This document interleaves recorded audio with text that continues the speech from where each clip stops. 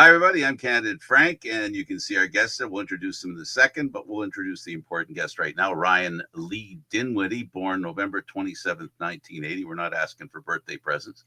This past week, Ryan found out he is being inducted into the Boise State Athletics Hall of Fame as a player, having played 4 years with the Boise State Broncos. Ryan is a football coach, former player who is the new head coach, still trying to get used to this, general manager of the Ottawa REDBLACKS of the Canadian Football League. He played quarterback on the CFL's Winnipeg Blue Bombers, Saskatchewan Roughriders. Ryan's a three-time Grey Cup champion. He did it once with the Calgary Stampeders as an assistant coach in 2018. And for those of us here on this show, we're quite aware that he won it in 2022 and 2024 with the Toronto Argonauts. Ryan, welcome to the program. Yeah, thanks for having me on, Frank. Really appreciate it. I got to say, first, I want to talk about the induction. When we first started our conversation by text, I was talking to you about this and congratulating you about this. I want to ask you, would you learn there that you've taken with you to this point? Yeah, quite a bit. I think our offense at Boise State, I've taken a lot of things from there and adjusted it and molded it into what fits in the CFL. It's funny, Chris Peterson, my college coach, he's getting inducted at the same time with me. And, I did the ESPN Boise today talking about it. So I learned so much from him. Obviously, he's a successful coach at, Boise and then University of Washington. And, I just learned the details of, how you install and how all the pieces of the puzzle fall in as far as O-line teaching, the running backs, receivers, and quarterbacks offensively. A lot of the stuff that we did there, I'm still doing now. So a lot of great success there. We were one of the best offenses in the nation, year in, year out. Very proud of that. What's amazing is how your past butted up against your future in a short span of time. Yeah, no question. I did not know it was coming. I was getting ready to get the kids ready to go trick-or-treating on Friday, and the athletic director texted me, "Can I talk to you?" And I was like, "Wow, that's weird. I haven't talked to him in a while." And, so he called me. He said he wanted to do it in person over the phone. So, yeah, a very humbling phone call. You never really reflect on your college career so much as, as you did when you're there. And then, obviously I'm so busy up here trying to cement my legacy here. You kind of lose sight of, some of the things that you did there. So when I, left Elk Grove High School, very successful there. We had a great program. I won a lot of championships there. When I went to Boise, though, they had never been to a bowl game. And I was ready to cement my legacy there and be one of the best players that ever stepped foot on that campus. And I think at the time I definitely was. Now they've had a lot of draft picks, a lot of great players come through there since then. Obviously, that surpassed me. Kellen Moore, he had a unbelievable college career. But just to be honored and recognized, and now I'm part of Boise State football forever. Very important to me. How you started hearing that, saying that to yourself? I'm the head coach and general manager of the Ottawa REDBLACKS. It's new, right? I mean, just a few weeks ago, even a week ago, I was still, working on, what we needed to fix in Toronto, and got the phone call. The opportunities kind of happened in a hurry, and it was too good to pass up to have more responsibility and more control of how we're shaping the roster. You lived in Toronto, so people who would run into you that were Argos fans or football fans or who knew you interacted with them all the time. So you developed a relationship with a lot of people in this town. I guess I've gotten a lot of calls, Ryan. A lot of fans. One of them I did on Griff's show. We were planning on doing the show. Wasn't about you. And I had a guy on, and the first thing he said, and the most relevant thing he said is, "I'm shocked." Remember that, Griff? Yes, I do. So shocked that he's gone. Nobody believed that you would leave. But I got to be honest with everyone, and I've told everyone this. If you might remember a couple of years ago when we talked, I think it was after the Grey Cup, I asked you, because you seem to have this thing that you wanted to be a general manager. And I asked you if you want to be a general manager. And you were quite honest about it, like you all usually are. You said, yeah, well, you can answer the question now. It goes back a while, right?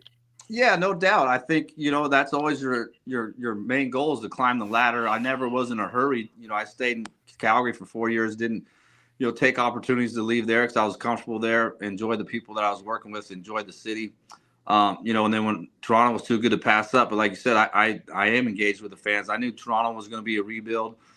We had to get more fan engagement. I always wore my Argos hat around the city, try to recruit new fans, built relationships with those folks. And, that's very similar to what we're going to have to do here as well. So I've been there, done that. But I just think, I really appreciated them embracing my family. I had my second child there in Toronto. So it's going to be a part of my history and my makeup forever. So very appreciative of that. And then the same thing as far as building the organization. I try to build bonds with, it didn't matter who you were. We're all equal, right? We all have a job to do. We all find ways to get better. So there's a lot of great relationships that, unfortunately got left behind. But at the same time, you got to do what's best for yourself and your family and your career. And that's just kind of how this played out. But Toronto is always going to be a special place in my heart. And, I'll be back, actually driving back tomorrow, go see the kids and get my office cleaned up. So it's going to be tough, saying goodbye to some of the players and the staff. And then the next sentence that you said was, and I could see Corey being the head coach of this team. That was the next thing you said that day. Yeah. You really, I saw this coming since then, and I really wanted to be quiet about it because I didn't want to make the presumption. But that seemed, I almost imagine this. Now it doesn't matter. This is all, but for me, my imagination ran wild where you would be the GM and Mace would be the coach. Well, that's an amazing picture. Yeah, well, that would be pretty neat because Corey's one of my best friends. But I don't think I don't want to give up the coaching thing quite yet. I think, maybe I'm, 20 years from now, kind of take that huff, step back and just be the GM because I do enjoy that aspect of it, but I love coaching more than anything. But, after the first Grey Cup, I thought, someone might come calling and that might have to be the title that I got someplace else. And I figured if that were the case, then Corey would be the slam dunk hire in Toronto. So, I mean, I knew he was ready before, he got the chance to go to SAS. Ottawa obviously interviewed him a few years ago. After our first year, I thought we were going to lose, Corey. And thank goodness we didn't because that would have been a big loss. As it was. Oops. Oh. Oops. And you're next, David, if he comes back. That was it for me. I just set the table, and then it was going to be you guys talking about what's going on next. Well, I mean, we'll talk. I mean, kind of first talk about, but I think it's interesting he brings up the wanting to stay as a head coach. I think that's why this move works for him, right? He's going to a place where he can do what he wants to. Oh, looks like maybe we're getting him back. Maybe just be a connection issue, but. Getting. Should I remove him? I'm at the bottom. Yeah, try removing him and bring him back. Maybe that'll do the trick. Okay, I'll remove him and then see if he comes back. Yeah, go ahead. I'm sorry, David. Yeah, no, I think the important thing here is clearly both roles. Like he wants, and I watched, I read some of the comments he had with the Ottawa media today. Yep. Being able to have. Oh, there we got him back. Yeah, sorry, I lost you guys. I had a phone call came in and just kicked me out. We're okay. The GM calls are already coming in, huh, Ryan? You already got some GMs buzzing your ear, huh? Oh, I've had about 400 text messages, about 500 phone calls, so it's been a busy few days. Okay, I've set the table, and now the boys, as usual, get their chance for a question and a follow up, and we'll start with David. So Ryan, obviously when you came from Calgary to Toronto, there was a big push to bring in people from Calgary to Toronto, a lot of players and people you've worked with. Do you expect a similar approach now that you're in Ottawa? See who will be willing to join you from Toronto? Have those discussions happened yet, or are you just kind of getting yourself settled first? Well, we're just getting settled. Obviously we haven't been able to quite get there, but I mean, anytime you can bring in people that you're familiar with that kind of understand your culture, or guys that you feel like can add to your culture. I think, when I came to Toronto, I needed to have some familiarity with some of these players, and I needed some help as far as, building that locker room culture. So there were some guys I knew were going to be free, that Calgary moved on from. And that's just what they do each year because financially you got to fit it in the salary cap. So I knew who was going to be available, and I didn't really tamper and do those things. I waited till free agency in that window to communicate with them. But as soon as I did, I know those guys were ready to go. So obviously not going to tamper with the players in Toronto. I love those guys, and a lot of those guys are great players, but that's going to have to play out in free agency. I wouldn't do that to that organization after everything they've done for me. Why would you turn your back on a good relationship? Yeah, exactly. Right. I mean, you have great relationships, and that's going to play out in February. And guys want to come here and play for this organization and myself. I mean, there's a lot of guys in that building. They're good football players that I really appreciate and respect. Well, and speaking of the players that you currently have on your roster, I mean, I guess a lot of talk about Drew Brown and what this move means. You joining the team means for him because, Ottawa has put quite an investment in him as, to help usher in this era. Drew just game plan to play against him. What do you see from him, and do you envision being able to help him take maybe that step that he hasn't been able to take yet in Ottawa? Yeah, I think I can, help him get there. I've worked with a variety of quarterbacks, right? In Montreal, I had Jonathan Crompton. In Calgary, having Bo, that was easy. I mean, you didn't really have to coach Bo too much. He's a Hall of Famer. Even before I got there, he was a Hall of Famer. So I think the time I had with Nick in Calgary when, Bo went down, I think that kind of catapulted me, into the Toronto job. And then, the work that Nick did this year, I think kind of got me this job. So, working with quarterbacks has kind of got me to where I am. I just try to make it simple for them. But the one thing I think that I've learned from Huff in my time with Dave and what we did in Calgary, we spent more time, teaching defense and letting the defense and those triggers and the things that the indicators for your eyes and we let them take us to the progression. And then, if it's a free safety on the backside hash, I call it rotation week. Who's going to be the higher player to the field? It's got to be one, the Sam or the field halfback. So whoever the low guy is, that's who we're working off of. And so you just teach it and then make it simple as you can. Protection wise, you got to make that, you can't block everything, right? I mean, obviously they're bringing 7, we're blocking 6, we're hot, but if they're going to bring 4 off the side, sometimes we can't get there, and we'll have some built-in hots for the quarterbacks. Just make it quarterback friendly. It's quarterback league. If you're not getting production out of that position, it's going to be a long season. All right, Griff, your turn. All right. Well, Ryan, obviously, congrats on the Hall of Fame and the new position. Has there been any? We talked about obviously former players and all that stuff, people wanting to come to Ottawa, but there is a handful of coaches and former Argonauts that are currently in Ottawa. So, are there players like that you're excited to work with? Whether it be like an Adel Boye, Robert Priester, etc., or are you looking to kind of what's the whole gel or mesh you're looking to instill in an organization that really needs a new direction and a leadership that you're going to provide for them in 2026 and beyond?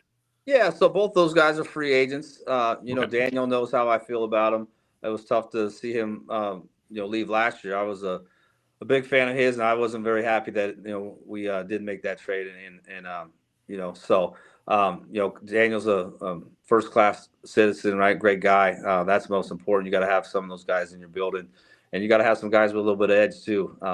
So you can't have a bunch of choir boys in your locker room. That's just not going to get it done. But he's one of the good guys, and who knows with the staff as far as that's going to play. A lot of these guys are still under contract in Toronto, and would that be an opportunity for them to come here? I haven't had those discussions with any of those guys. More along the lines of congratulations, and they're excited for me and know where we're at. So there's a lot of business that's going to have to take place for the next 6 weeks for all that to come to fruition. And I mean, anytime you're familiar with someone and you've been in the foxhole with them and you can trust them, you look to add those people to your building. Also, just apologize. I didn't not knowing they're free agents. That's my bad. But also, too, I was referring to William Fields, just DC, because obviously he was on staff in Toronto in 2024, Ottawa's current defensive coordinator. And then just another quick follow-up one for me.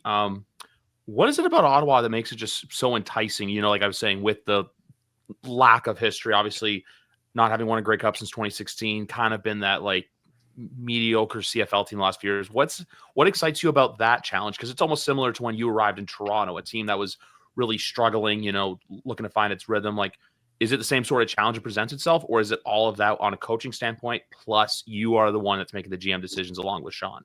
Yeah, I'd say very similar. Similar situations. There was a lot of question marks when I took the Toronto job. I know the night before I had my press conference, I was getting text messages and guys are like, "Please tell me this isn't true. What are you doing?"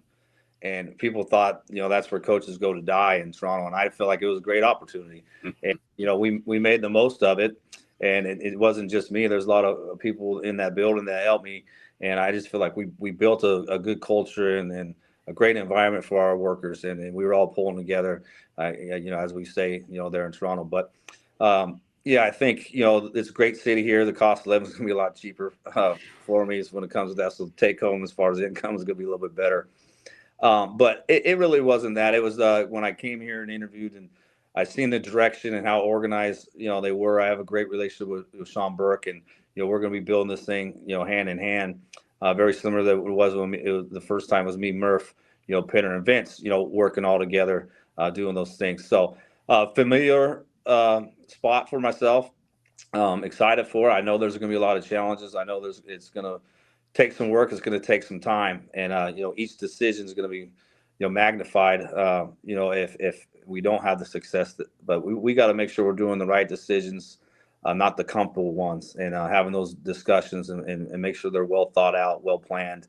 But yeah, it all starts with the quarterback. And the one thing when I came to Toronto, I really felt good about Mac, and I had never worked with him, and I don't really try to prejudge quarterbacks that were working with someone else, because who knows what was asked of them and, what was taught to them. So I just thought Mac had a skill set we could win with. Now, I didn't know if we're going to have as much success as we did and, be a Grey Cup, winning team with them. I just knew we'd have a chance to be in the playoffs, and we had to build a really good roster around them.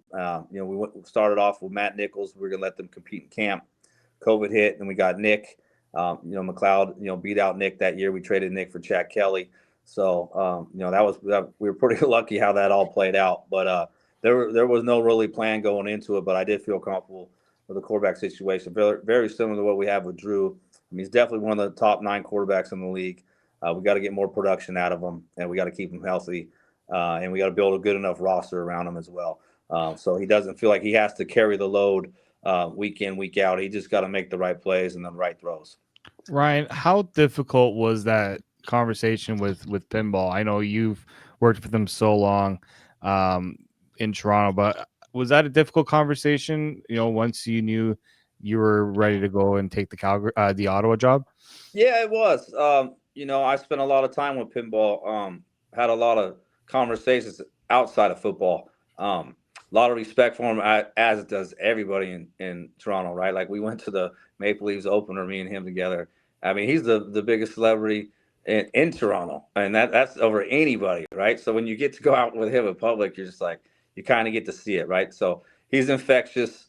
But the first call I made was to Keith. Been dealing with that, and we've had a great working relationship since he took over. And it was positive conversations. Obviously, they're tough because those folks done so much for me and my family. But they understood, this was a business decision. It had nothing to do with anything personal. So he understood. Then I had to call Pinball, and Pinner made it pretty comfortable because it was tough. So a lot of respect for him. But he's a class act. He understood. He was happy for me. He said it's time for you to grow and take this next step. So that made it comforting to make that call. But he said you didn't have to call. I said, yeah, I did. You do. That's just the right thing to do. Never disrespect him in any type of way, because he's just a great person. And I told him when I get back in town, obviously my kids are going through school right now. So I'm coming back every weekend and doing those things to be involved in their life. But, we're going to sit down and break bread, have a dinner, and catch up. So a lot of love for Pinball. Ryan, the culture in the Canadian Football League, many people ask me, well, he had a year left in his contract. And I pointed out to people, and sometimes people forget, that the history of the Canadian Football League is when a man or a woman or any employee has a chance to improve their position, no team stands in the way. You going there wasn't something unusual. in the sense that you were getting a promotion and the team was allowing you to accept that promotion. That's normal in the Canadian Football League, isn't it? Yeah, it's normal, and it's in the bylaws, right, in the league rules. So for a head coach to move, it's got to be to have the GM title as well.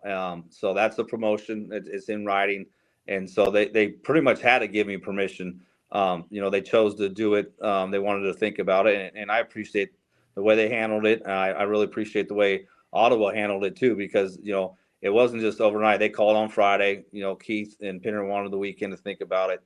Ottawa obviously gave him the week. That's more than 48 hours, because we want to have respect for each other throughout this process. So, once it was granted to me, I got on a plane and, flew up here and brought my representatives with me, the agents that Gil Scott and Rob Fry is my main agent. And, they're the ones that, handle the numbers when it comes to the contract. So I just had to do my part to, earn that, and then they knocked out the numbers, and it made it make sense. But it was just it felt good to be wanted, and like I said, it was a time for a new challenge. And I really appreciate my time in Toronto, appreciate the fans, appreciate everything that we did, and like I said, hopefully I go down in the history in Toronto as one of the better coaches in the program, and I hope they understand that. And I'd love to go back at certain times and celebrate those Grey Cups in Toronto. And I'm very appreciative of being a part of that history. That's a given. That's a given. There's no question about that. And the other thing that's a given is the ability that you have to be a leader for a winner. You're going to be a part. My prediction is you're going to be a part of changing the Eastern Conference for the next few years. There's always been a weak sister, a weak brother, a weak cousin, however you want to refer to it in the Eastern Division. If you can pick up Ottawa, speak to the fact that the challenge that you have, if the Argos can turn things around, there's going to be 4 teams in that division. You're going to be in tough to make the playoffs, as the other 3 will be. Yeah, I think that's each division. I think there's you look what Jason's kind of did over there in Montreal. You look what we had done over the last 5 years, and then Scott's doing a great job in Hamilton right now. So now obviously I jumped ship, and we'll see what's going to happen there. There's plenty of talent in that building in Toronto. Really good receiving core. I'm going to miss coaching those guys each day. Because I really felt good about where we were. It was just the time to leave. But I think you look at the West this year. All those teams were really, really darn good, right? Edmonton fought their way back, and they were almost in the playoffs. So I think that's what the East is going to look like. And you're not going to have the one team that's just you're going to roll over each season. So it's going to be a full 18 games, and each game is going to be a challenge, as it is in professional football. So the work week is very important to the success on game day, and so we all know we're going to have our hands full next season. And I think if you can get through the gauntlet of it and get yourself in the playoffs, that's when good things happen. Ryan, usually, and this is kind of similar when you were in Toronto, you had a chance to kind of hit the ground running a little bit earlier, because obviously the playoffs are still happening right now. Teams are still playing and preparing for playoff games, and you guys are looking towards the off season.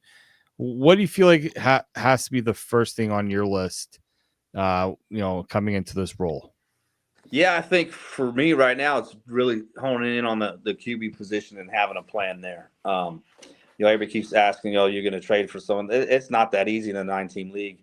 And there's not like there's a lot of quarterbacks out there. And there's a few quality backups, maybe we bring in and compete with Drew.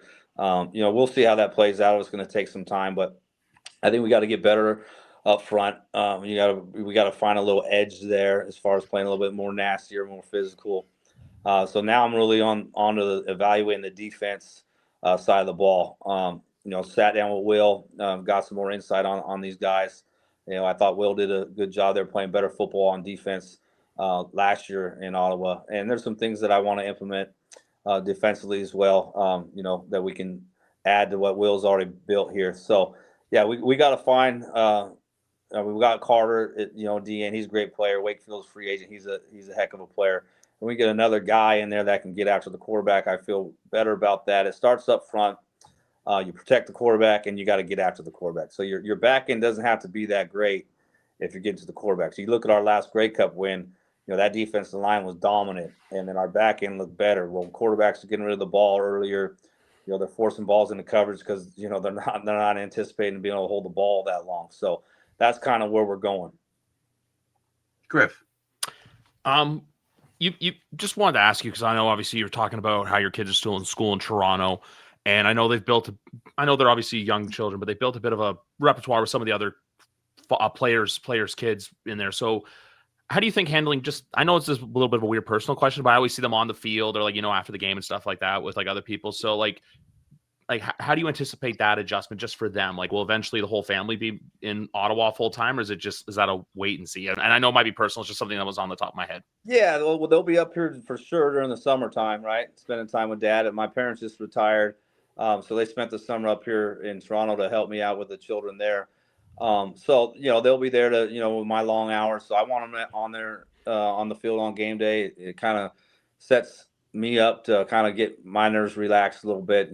Playing catch with them, and it's rewarding too, right? So yeah, they built a lot of the bonds with the players in the locker room. They're going to miss some of the guys. So now it's time to, build some new bonds with some new players. So I was the other day, they're like, what's going on with the Red Blacks? I got to get rid of my Argos stuff. I said, you don't have to get rid of your Argos stuff, guys. But yeah, I got some black jerseys coming, when I get home this weekend, guys. So we got to change up our colors a little bit. So it's they're kind of unknown to them. They don't really quite understand what's going on, but they know that Daddy's not an Argo anymore. And so they were disappointed in that because they had some great times sharing it with everybody.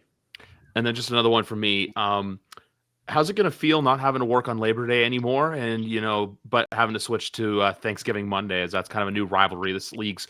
I don't want to say trying to instill, but they're trying to put onus on where, hey, Montreal and Ottawa play every Thanksgiving, and then like I said too, now you probably get Labor Day Monday off for the foreseeable future. Yeah, I want to do some muskie fishing up here in Ottawa, so maybe that's the weekend to do it on Labor Day. But I was part of the in Montreal, right? So I got the Thanksgiving Monday, kind of know what that's all about. So, looking forward to that. I mean, it's going to be a different experience, and you just kind of learn as you go. But there's a lot of unknowns, here, and I'm just kind of getting my feet wet, and just going back to the kids, I missed this one. Was like they just run around the house. Let's go Argos, like all day long. Especially my youngest, right? So, yeah, they're definitely gonna miss it. So they bleed double blue, and it's gonna be adjustment for them. But they're all on board. Like my youngest, he's like he loves green, so he's always rooting for Uncle Mace. And I'm like, man, what are you rooting? And so I'm getting Mace a hard time. I'm like, man, Cannon just in love with you. I'm like, he doesn't even care about the Argos anymore. He's a Riders fan.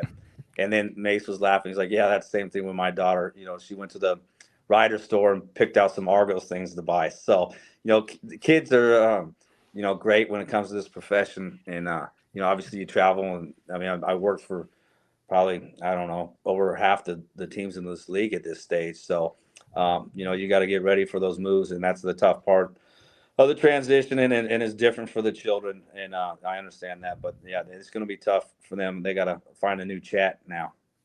Ryan, I know that as a head coach in Toronto, you spent a lot of time. You put in a lot of hours of work as the coach to prepare each and every week. I know you did some work with the front office too on bringing players in and all that. How do you now, with the added role of GM, try to prioritize your time with the dual role? Yeah, I'll go back to what Pinner always says. I got to find that sweet spot, right? So, gotta find a way to manage it the best way I can. The one thing when I got here and talking to these folks, they were so organized, and I'm looking at how our scouting department works, our website, how everything's so put together, and I'm like talking to Berkey, like, hey, schedule wise, I'll be, how's this going to work? I normally do this, do that. He's like, oh, you're not going to have to worry about that stuff. So actually, there's going to be some things took off my plate that they have, people here to do some of the things that I did in Toronto. So obviously, I get the final say on the game day roster and the training camp roster when we finalize that.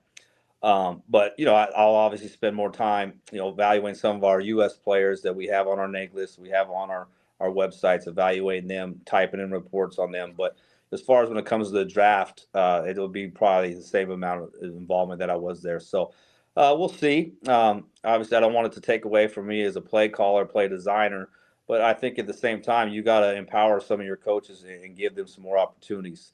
I think in Toronto, I was doing probably 90% of the game planning as far as installing what we're doing. I got to sit down, whoever our O-line coach is going to be and tell them what I like out of the run game. If it's not Sweeter, if I can't get him out, who knows how that's going to play out. But have all my cut-ups, all my playbooks designed, and then just so those guys understand it. Maybe do some mock game plans in the off season once we get together and make that staff, just so when we hit the season, it's not unfamiliar for them. There's a dynamic that happens between a coach and a general manager. Players look at a coach one way and a general manager another way because there's two distinctive responsibilities and relationships that they deal with.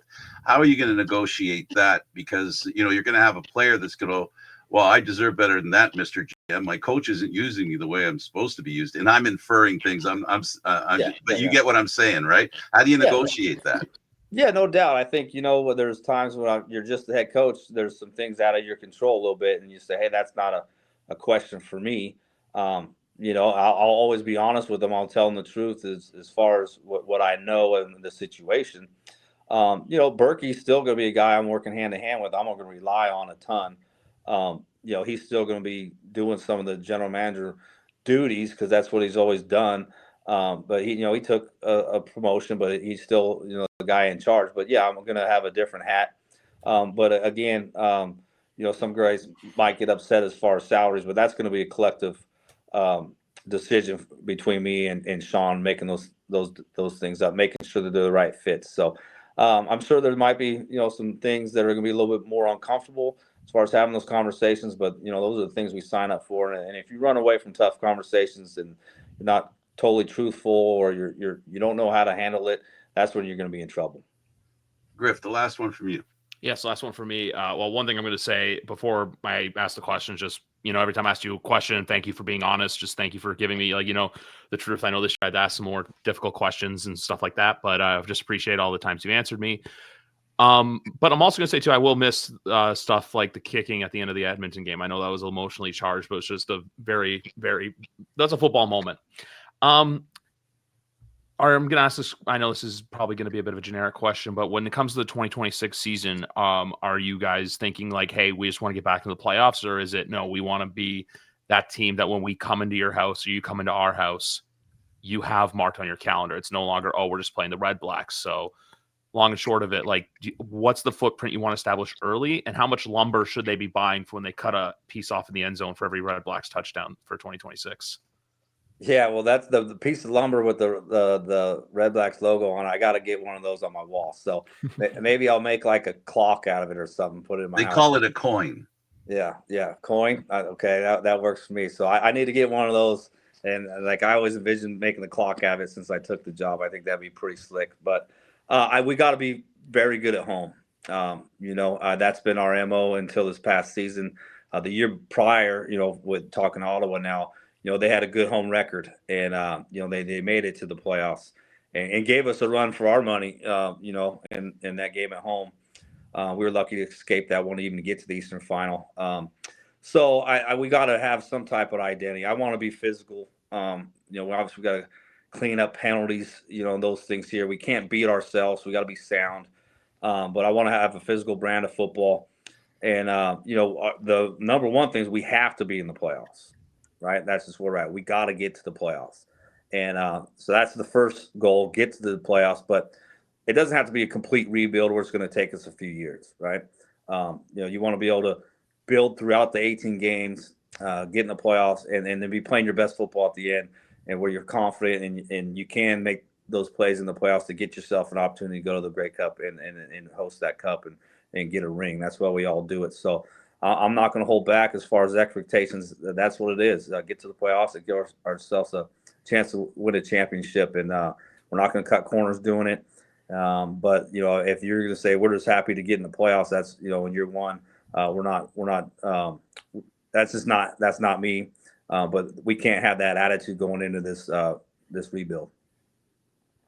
David? Yeah, well, Ryan, obviously, first, thanks for, I know it's a crazy thing, 5 years, Toronto, all the, I know you and I have many conversations after practice, so I also appreciate all the honesty with a lot of the interviews and stuff, and, all the info I've had to try to extract from you, so I really do appreciate that. But I guess a final one for me, who's one player maybe you're gonna miss coaching in Toronto that, depending on if they're actually staying in Toronto, obviously things can change in the CFL, but like, is there a player you're gonna miss coaching now that you're heading to Ottawa? Well, I can't just pick one. I mean, there's a bunch of them. There's a lot of great men in that locker room. Both sides of the ball. I feel like I built great bonds with a lot of players. They always had my back, so I can't just name one. But you look offensively, Polk, Coxie, Tavares, right? Dave Ungerer, Brissett, Kevin started to come along, showing his personality is great with him. Janarian Grant, I love Janarian. Just, very humble, doesn't say much, got the best smile. Defensively, a lot of guys. I mean, Darkangelo, great player, great work ethic. Winton, I love Winton. Winton does all the right things, great leader. I'm just going to miss a lot of those guys. So it's tough. You built bonds, you worked at it for, a while, and been in the foxhole with those guys. So yeah, it's going to be tough to say goodbye to those guys. I don't want to create more emotion for you, so I'm going to try and temper this really. I'm going to change it a little bit. I was going to do it too. Ryan, I love the fact that you wear your football heart on your sleeve. What I'm going to miss the most is, of course, what they said: your honesty and your immediate answers that aren't filtered. And I do know sometimes you wish you had filtered yourself a little bit. Absolutely. But I do know that I'll miss your sincerity more than anything. But here's the good news: you're not going that far. We're going to see you once in a while. Yeah, I'm going to miss the every after the game talk with you. But what I want to say in closing is the hope for the Ottawa REDBLACKS and the rest of the Canadian Football League. Speak to your love of watching football all the time. You, more than anybody, are aware that there are a lot of talented players that could step into the Canadian Football League and play and matter.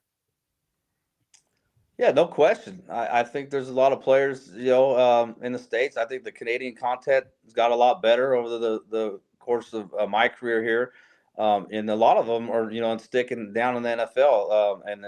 You look at the guys we've drafted and, that we haven't seen for a long time, they're playing in the NFL. So I think it's tougher to get some of the players up here as early as we've done in the past. Like I talked about to some of our players today, meeting them. I was talking about NFL Europe, and, probably half my team from NFL Europe ended up in Canada the next year. And that was like the destination if you didn't, make it to the NFL. Well, now there's these other leagues, and guys are still holding on for hope to go to the NFL. And so it takes a little bit more time to get those players up here, but you're still getting quality players up in this league. And what a great league it is. Outside the NFL, I think the Canadian Football League is a top-notch organization. And I really enjoyed my time here. I have a lot of love for it, but it's an exciting game. Most of my American friends love watching the CFL, and I think we got to find ways to give access to some of these, people in the States that understand football up here. Because like we were talking about the other day with the scouting department, we do a lot of traveling into U.S. colleges, and they all talk about how much they love the game. They don't know how to find it on TV, and if we can make it more accessible to them, I think that would build our brand in the States as well. We've got a good following here in Canada, but there's no reason why it just has to be in this country. Not to get into an in-depth conversation about the rule changes, I just want to ask a simple question. How important do you think it is for people that are tuning in, watching football on television in the U.S., to piggyback on your subject? If the football field looks similar, do you think there's more of a chance that football fans in the U.S. will watch because it looks similar to what they're accustomed to seeing? Is that any kind of advantage? No, I don't think so. I think maybe if you were gonna go play some games in the States to try to build it a little bit, those stadiums are now available potentially. I think it might have to be a soccer stadium for us to make our play a game in the States. But I just think we just got to let them have access to watch it and know when to be able to watch it, because the United States is starving to watch football year round, and they just don't know the CFL games are on TV or how to stream them. And I think if we can get in front of that audience, we'll build our brand in that country as well. And I mean, like I said, it's an exciting brand of football. A lot of good football players up here. And like we said, it's our league. This is our league. This Canadian Football League is ours, and very proud to be a part of it. Well, Ryan, I have to say thank you for what you've done for the Toronto Argonauts and Toronto football fans. And also thank you for your commitment to the Canadian Football League. This isn't just talk. You lived in Toronto from the beginning, year round, and that's one of the things that Pinball believed in, that they have to have staff that lives in the city to be a part of the city. And before I start crying, because I love your emotional side. I think your emotional side is what your players admire about you. The irony of a person being as passionate and emotional as you are in a death sport like football is an irony I keep trying to understand. But regardless, you're a great guy. You've taken the time today in a very busy schedule to spend it with three schmoes that love football. I appreciate you for appreciating us. And I know you do appreciate us and you respect us. And that's something that makes everyone feel good, when they all feel appreciated and they in turn appreciate everybody else. That's what football does. It's a family. So now you're moving to a cousin, but you're going to make it fun going to visit that cousin. That's what I believe. And I appreciate the fact that you will improve Ottawa and force the other three teams in the Eastern Division to keep their eyes open and make sure they button down their teams even better. And the benefactors for me, which I appreciate most of all, the fans are going to enjoy football in the Eastern Division of the Canadian Football League that much more. So I thank you for that in advance, because I believe in you. Yeah, I appreciate it, guys. Nothing but respect for you guys. And, thanks for being so appreciative of me and being loyal to me. And I enjoyed, having our conversations. You guys always ask some great questions, but you guys always treated me with respect, and I appreciate that. Appreciate it. Thanks, Ryan. Appreciate it. Thank you very much, Ryan. All right, guys, have a good one. Thank You you too. Thank you, Ryan. Well, that's Ryan Dinwiddie, the new head coach and general manager of the Ottawa REDBLACKS. I'm still processing. I don't know about you guys. I asked him, how do you guys feel about how are you processing the fact that he's the coach and general manager of the Ottawa REDBLACKS? I just want to make one quick point, because I do have to bounce right after this, but I texted a photo from like a low angle to my wife showing, hey, we're doing this. And she's like, oh, I don't recognize him. He's not wearing blue. So it's one of those things where it's like, I weirdly wore like a burgundy quarter zip to like match it, like unironically, but I'm happy for him. I'm happy for, like, hey, he's following what he wants to do. And that's what you want to see everyone do in life. You want to see people go after their dreams and aspirations. But, it's, like I said, nothing but respect for the man. Hope for the best. And you know what? When they're on now the east sideline of BMO Field that one or two times in 2026, probably once if I had to guess, because of the scheduling, that's the one day we get to root against him. But besides that, I think we'll always be cheering for him. And if he can bring glory back to Ottawa, then you know what? All the power to him. But Frank, thanks for having me on. David, it was great talking to you, but I got to head out. So it's your turn to bounce. Yes, it's my turn to bounce early. Ryan went first. I went. I'm going to let the two of you guys finish this up. Absolutely. Thank you, Riff Bourguignon. Go ahead. It's the Chris Jones. It's the Chris Jones 2.0 move. I mean, obviously, it's a little different because Chris Jones won a Grey Cup. Then, boom, he got snatched up by Saskatchewan days after the parade. But in essence, it's a very similar. It's a similar path, isn't it? And it's a tough one. Very tough. It's not it's not a guaranteed failure, but it definitely isn't a guaranteed success. Having both the coach and general manager tags. And as I said, for me, the tough part is that players rely on the different relationship to balance themselves out. I think that's an important thing, and that's going to be one of the challenges that he's going to have. I don't know how you feel about it. No, it's going to be a very different job. Now, I think that what helps him is he's got Sean Burke there. All right. You've got somebody who's, he can lean on. And as he says, like a lot of the stuff that he probably thought he would have to do, he won't have to. He'll have people there. They'll do it. I think like Ottawa is it's a bold move, but I think it's obviously one that, it was time because, they weren't bringing in coaches that had the coaches had pedigree. I'm not going to say they didn't have the pedigree that Ryan did, but they didn't bring in a proven winner since when? Rick Campbell, right? Yeah, and Campbell, I don't think was a winner at that time. No, when he came, he was an assistant coach too. Like I give Ottawa a lot of kudos to doing this type of move for two reasons. One, you take away from a rival team.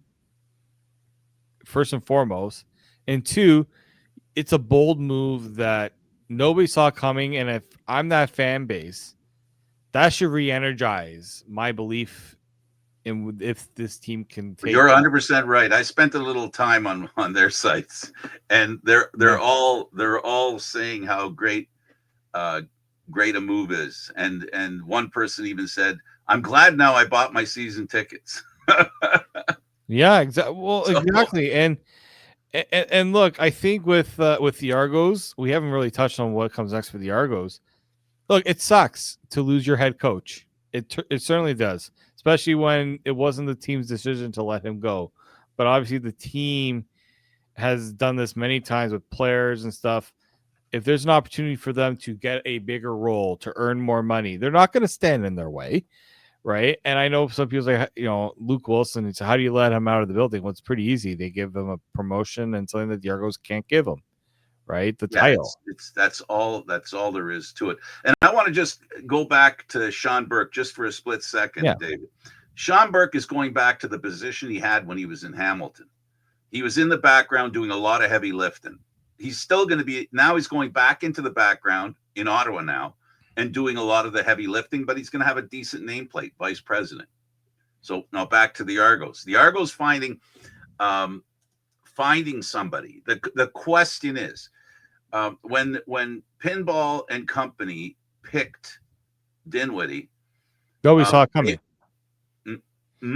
It was not the type of hire you would have expected. No, and absolutely not. And the question is, and you and I know you and I agree on this. We've had conversation. Do they go to that same well one more time and hit the jackpot? Because they literally hit the jackpot bringing in Dinwiddie. There was very little time before he had success.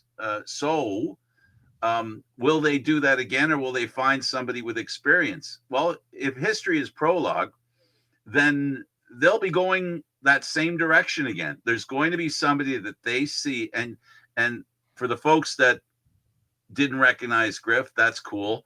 But we were on Griff's show, and you said something, and I want to give you an opportunity to point that out right now. The Argos are quite capable and have the brain power within the organization to lift up and maybe take a more prominent role when it comes to coaching. Well, look at here. I'm not suggesting he's going to do it, but anytime the Argos have felt like, oh, what are they going to do because this, and this happened? Some people say, trust Pinball. You've got the guy who at the top has guided this team from being, let's face it, a bottom feeding team after winning that Grey Cup in 2017, 2 straight years of abysmal seasons. And he turned them with this hire, obviously with Dinwiddie, that played a big part of it, but it was all Pinball, John Murphy, that front office group. Now, the front office changed a little bit. Vince Magri, who you heard Ryan Dinwiddie talk about, he's no longer there. But the part of it, the brain trust is still, for the most part, there. But there are many opportunities.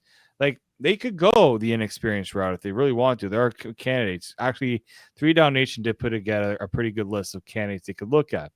Guys who have done the role before, who've never done the role before. There's somebody right now who is very familiar with Toronto, who has coached his team to 5 straight Grey Cups, who could be looking for a move. And the Argos, if they really want to make a statement, could go that route. Former teammate of Pinball Clemens. Right, and a former teammate of Pinball, right? Michael Shea knows the organization, and you heard Ryan too. There are people within the organization too. And if you're Toronto, you need to decide who's someone within this organization we don't want to see leave. Who's someone we may want to elevate already within, right? They don't discount this potentially being an internal person. Pete Costanza, who I know a lot of people maybe don't know as much. I mean, there's certainly Argos fans who are dead, who see and being at practice.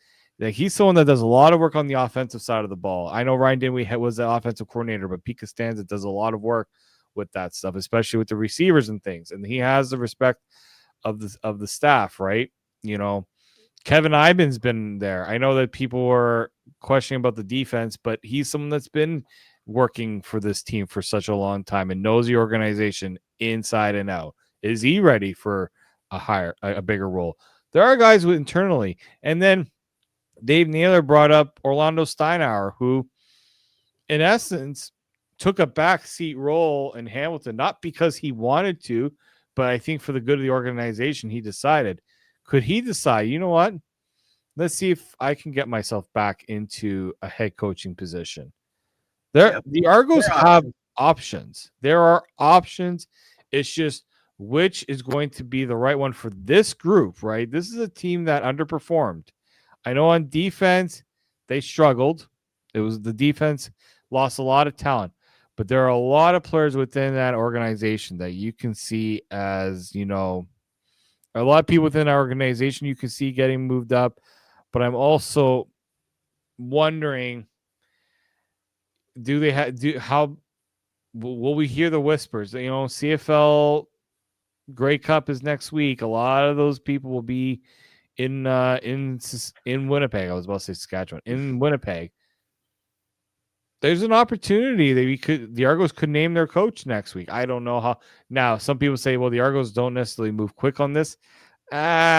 You are not making any moves, in my opinion. You're not making any moves without having a head coach in place, because the person you just lost spent a lot of time working with your front office on how he wanted his team constructed.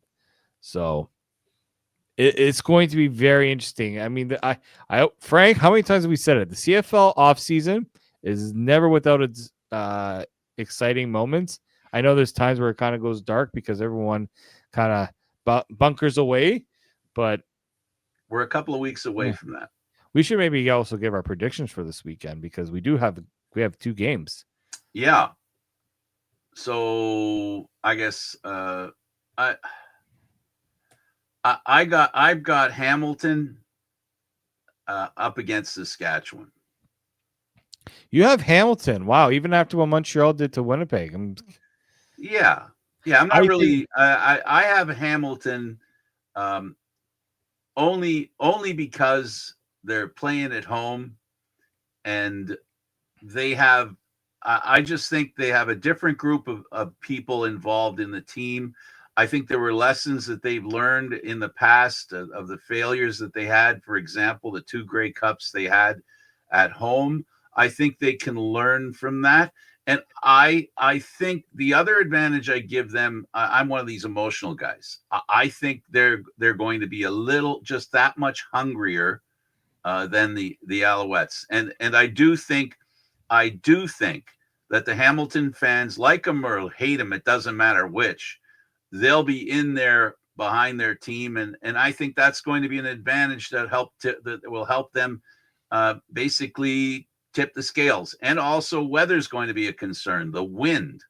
And I think Hamilton's more well suited to understanding what it takes to play in that stadium in that situation. I I just think with the Montreal is found its rhythm offensively with David Alexander. Now, if Hamilton can get pressure on, because the pressure was starting to get to him against Winnipeg, he said there was a lot left on the table, but Hamilton has to set the tone early. They cannot. They have to run the ball too. They have to. They can't put it all in both hands. They definitely do. But I do think that Hamilton. That's going to be the deciding factor. I have Montreal win this just because I think that they're the more complete team, especially on defense. That defense is always good fit. But I mean, look, if Bo Levi Mitchell has a trademark performance, that'll be good enough too for them to get there. So you can't put it past. And part of me wants to see. I want to see Trevor Harris get to that Grey Cup because I think this is the best chance he will have to win it. But man, Saskatchewan's going to have to be ready for whatever BC's throwing at them, because I know BC got away with that one in Calgary against Calgary, but I don't think they can do that with Saskatchewan. And no, again, I'm gonna talk about weather again. I think the weather in Saskatchewan, mind you, though, they're talking about near zero temperatures, which isn't bad, which will even things out a little better and give it BC a better chance. But the running game, I think, is going to make the difference. Again, I believe Hamilton's running game, if it comes through, they can win for sure. And of course, Saskatchewan's running game, where Willette likes to hurt. And it's going to be a physical. Saskatchewan wants that physicality, and that's why I pick a Hamilton, Saskatchewan revisiting the 2013 Grey Cup in Saskatchewan. That's what I'm predicting. I could see it could be a Saskatchewan Montreal. That was kind of my thought. So can I. Believe me, I don't think I'm right. It's such a special talent that he's gonna push. He is going to push Saskatchewan to its Saskatchewan cannot make mistakes. Like they have to maybe the route for Saskatchewan: play clean football, limit the turnovers, keep the ball out of Nathan Rourke's hands. And they can do that by running the football with AJ Ouellette. He lives for these types of games. Yeah, and BC has to get their game breakers in the game, and that's up to the quarterback and the offense, and that's how they'll win. They need their game breakers to make the big plays. If they make the big plays, they could win. But just for the sake of conversation, I say Hamilton, Saskatchewan at first blush. But it's much more complicated than just being able to say this team or that team is going to win. There's so much that makes watching football fun, and that's why it's going to be great, and we'll watch that. Okay, I got a jet too now because I got another show to do a minute ago. You have 3 minutes. All right, I'll let you go. Thank you, Frank. We'll talk. Hey, David, it was a pleasure. I got to tell you, it was fantastic that. Okay, I better go. You gotta go. You can't be giving me the other show. All right, we'll see you, Frank. Talk to you later. See you later. Okay, I'm Candid Frank. He's David Morassutti. We'll be back again next week. It was fun talking to Dinwiddie. Have a great week, everybody. Enjoy the weekend of football.